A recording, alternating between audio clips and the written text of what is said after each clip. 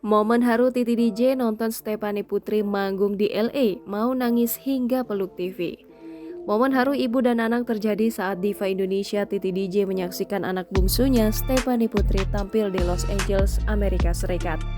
Stephanie Putri diketahui tampil live di Head in the Clouds Festival di LA. Dalam unggahan Titi DJ beberapa waktu lalu di akun Instagram Titi DJ, ia menyampaikan kerinduan kepada anaknya yang sudah 5 bulan di LA. Sebelumnya Titi DJ sudah merencanakan untuk nonton langsung acara tersebut, namun ia batalkan. Pembatalan ini dikarenakan Stephanie Putri sudah punya jadwal setelah gelaran festival ini.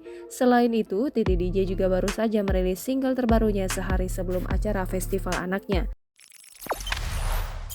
Jangan lupa subscribe, share, komen, dan like ya!